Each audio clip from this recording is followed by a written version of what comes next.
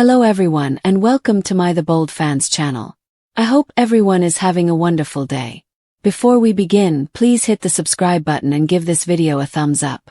According to spoilers on The Bold and the Beautiful BNB, Will Spencer, Crew Morrow, may be admitted to the hospital soon.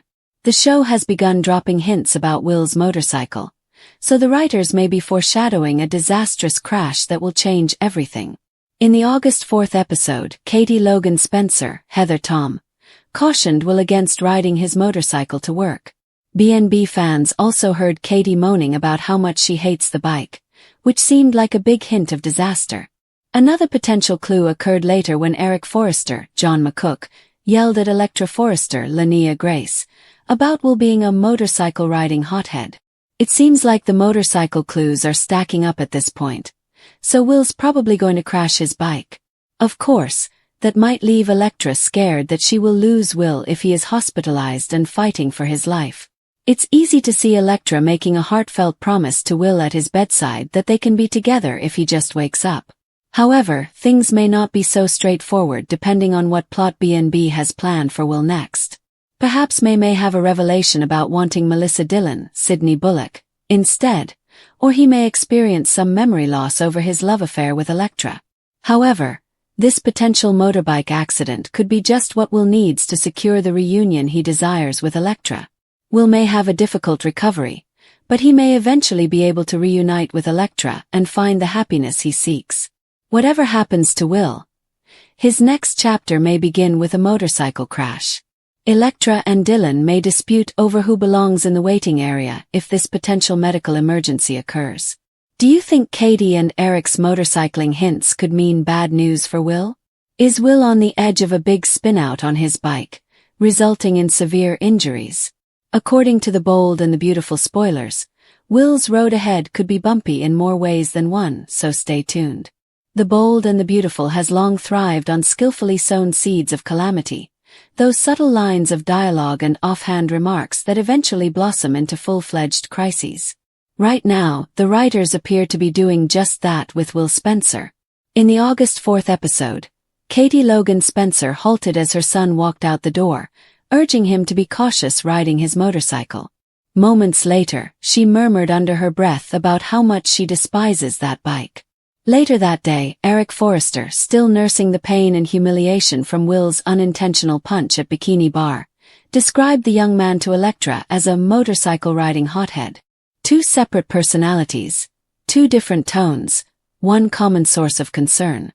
When a soap opera begins to focus on a character's favored means of transportation, history predicts trouble. Will has been riding a wave of turbulence for some months. The inadvertent hit that sent Eric to the floor during the altercation with RJ was merely the most recent flashpoint in a feud that has already cost him Electra's confidence and frayed every relationship he cares about. Katie has watched her son transform from an ambitious young executive to someone who reaches for his fists before speaking.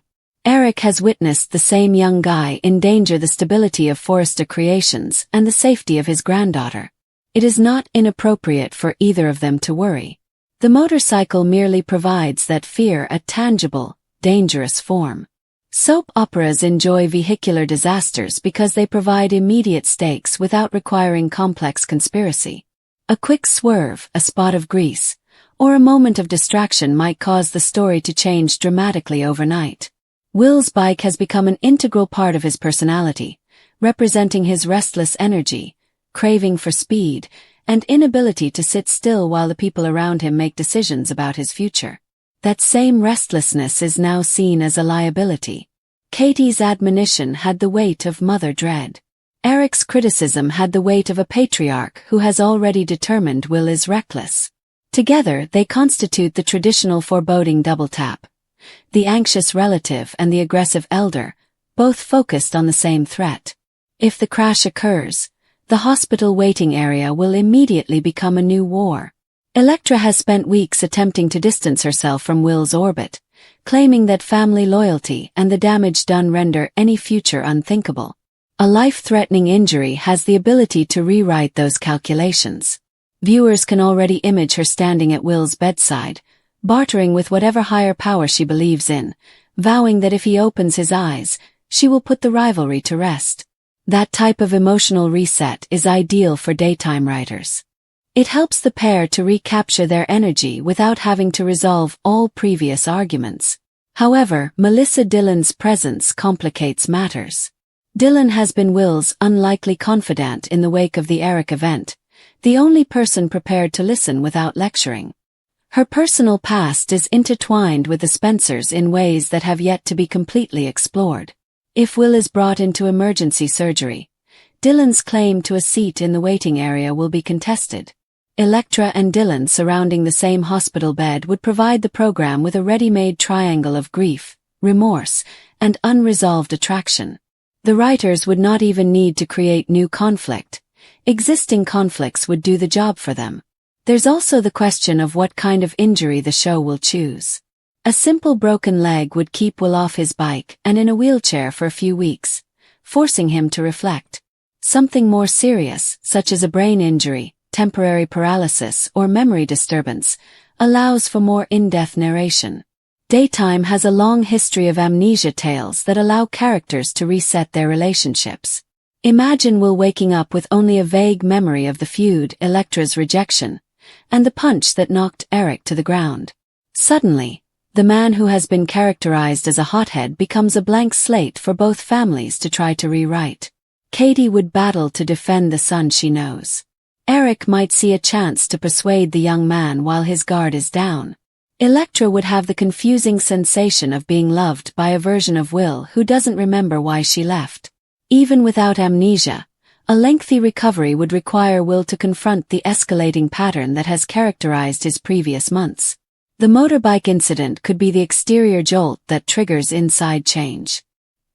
He has already questioned his own sanity following the Eric event. Lying in a hospital bed with machines beeping and family members surrounding may finally provide him with the stillness he needs to reflect on how he became the person who throws punches first and asks questions afterward. That type of character development is less common on The Bold and the Beautiful than pure plot fireworks, but the framework is there if the writers want it. The timing seems planned. The Spencer-Forrester feud has reached a fever pitch. Business rivalries, public insults, physical altercations, and romantic sabotage have all resulted in some form of bloodshed for almost every important character. A medical crisis has the ability to temporarily pause hostilities. Katie and Brooke have already circled each other over Eric's injury. A more serious threat to Will may put them into the same hospital corridor, with no way to hide their history.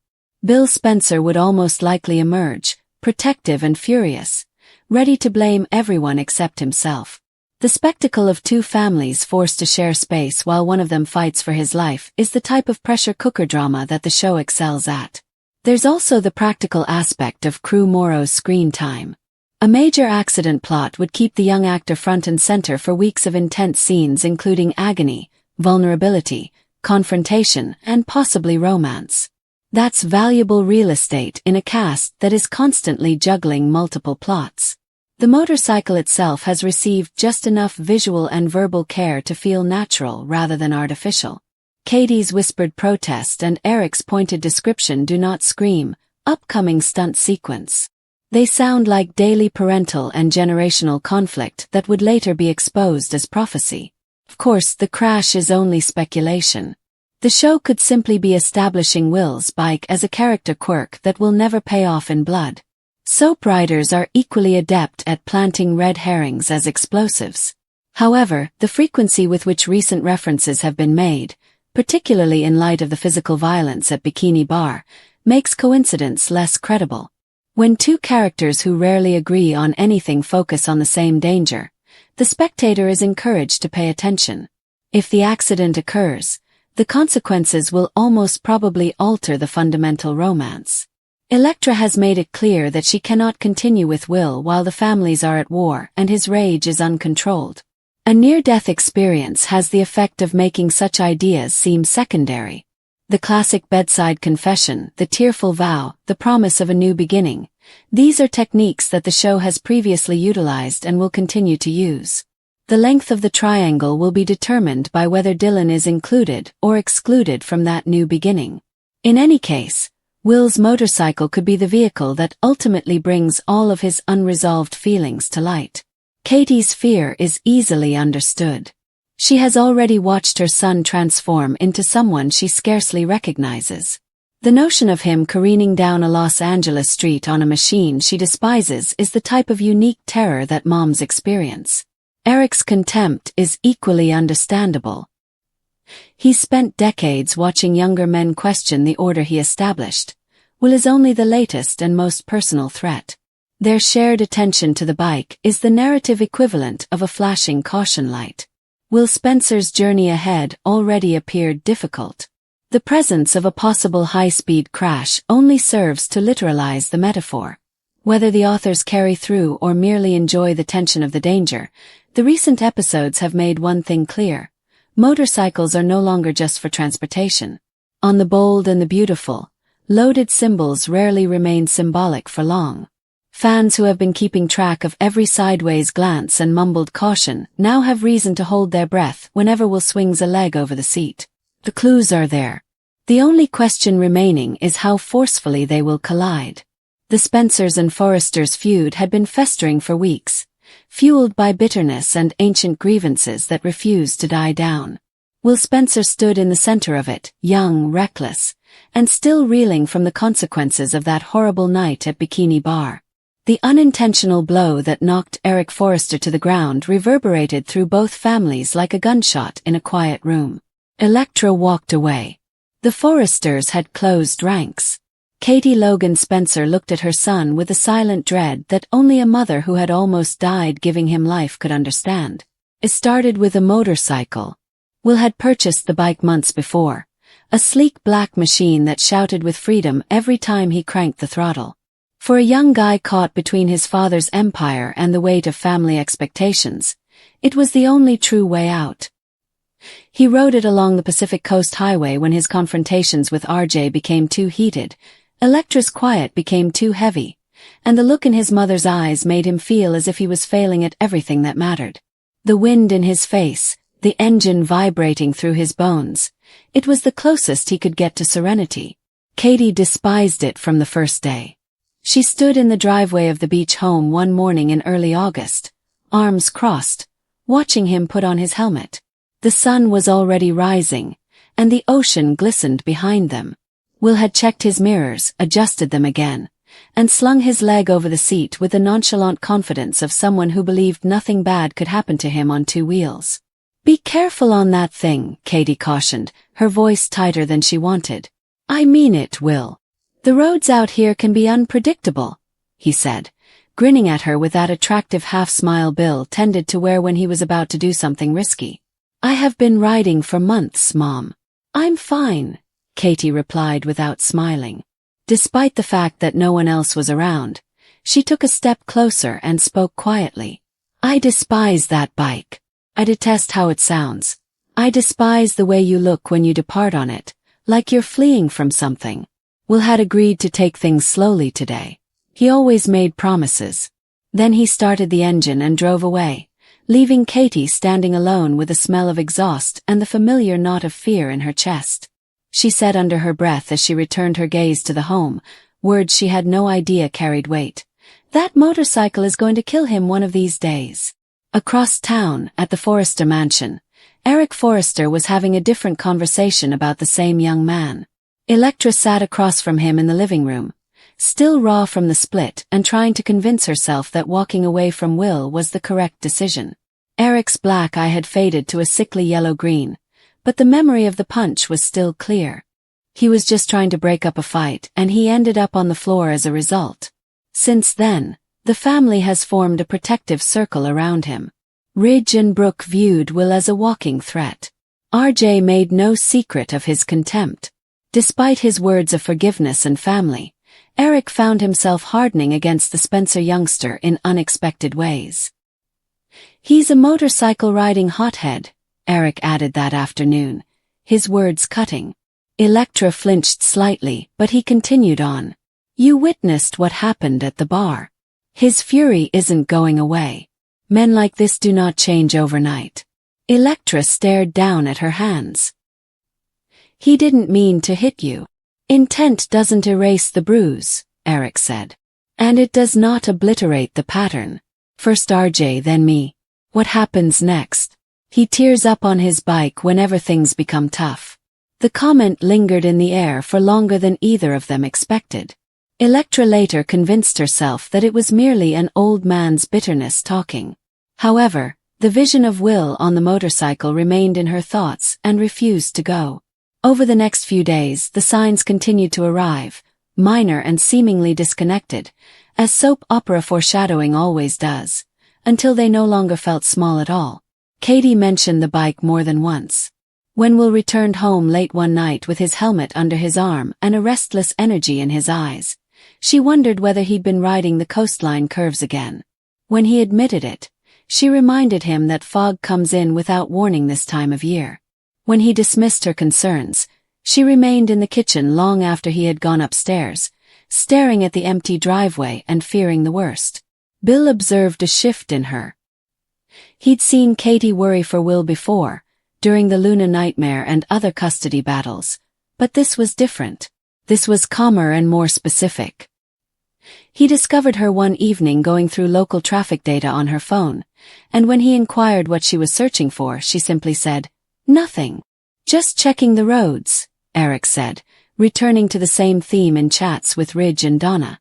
Will Spencer was irresponsible. Will Spencer addressed difficulties through fists and quickness. Will Spencer was the type of young man who assumed the world will always bend to accommodate his rage. Eric saw the motorcycle as a great metaphor for everything he loathed about the boy. Fast, loud, dangerous, bound to crash. The night it occurred, the sky over Los Angeles was clear, and the moon was about full. Will departed the beach home after another dispute with Katie about the family battle, Electra, and whether he was turning into the type of man who uses violence to solve problems. He had not intended to raise his voice. He had not intended to bang the door. However, the house's walls began to close in, and the only thing that made sense was the open road. He took the Pacific Coast Highway north, like he often did when he needed to clear his mind. The motorcycle hummed beneath him, alert and alive. For the first 20 minutes, the ride worked as usual. The wind took away the noise in his brain. The rhythm of the engine calmed his heartbeat. He leaned into the bends with the effortless assurance of someone who had done it 100 times before. Then the deer crossed the road. It happened so quickly that there was barely any time to respond. The asphalt stretched empty and silver in the moonlight. Then there was a flash of movement from the shoulder, antlers, dark eyes, and the unexpected mass of an animal that had no business being there. Will pulled the handlebars sharply to the right. Tires skidded. The back of the bike kicked out. For a single second, he believed he had it under control. The front wheel then collided with the soft gravel at the pavement's edge, and the world spun sideways. The motorcycle came down hard. Metal screeched against the asphalt. Will was propelled clear, tumbling over his shoulder and into the dry bush beyond. The crash knocked the breath out of his lungs. Pain erupted across his left side, shoulder and head. He attempted to push himself up but discovered that his arm would not cooperate. The bike's engine was still running nearby, emitting a high, fading screech that slowly faded into quiet. He lay there in the dark, tasting blood while listening to the distant flow of the water and his own rapid heartbeat. Time has stretched. He considered Katie's admonition that morning. He pondered about Eric's words to Electra. He considered the expression on Electra's face the last time they spoke. Then the anguish drew him down. Katie was the first to realize something was wrong. Will had not responded to her texts. He hadn't arrived home. By midnight, the knot in her gut had turned into a full-blown panic. She phoned Bill. She dialed the beach house landline despite knowing he wasn't there. She contacted Dylan, who had become somewhat of a friend to Will in recent weeks. Nobody had seen him. A highway patrol officer made the ultimate call. A passing vehicle noticed the broken motorcycle and the unmoving man in the brush. Will was unconscious and in critical condition when the ambulance arrived at the hospital. Broken ribs. a shattered collarbone, internal bleeding. Doctors were currently assessing a suspected concussion. Katie arrived first, still dressed as she had been when the call came. She stood at the edge of the trauma area, watching the medical team at work, and felt the floor shift beneath her. Bill arrived minutes later, face gray, voice raspy, demanding answers that no one could yet provide. Electra received the news from RJ and arrived at the hospital despite every justification she had given herself to remain away. Eric also appeared, even though no one expected him to. He stood in the waiting room with Ridge and Brooke, saying little. His previous remarks about motorcycle riding hotheads ringing in his own ears with sudden, unsettling clarity.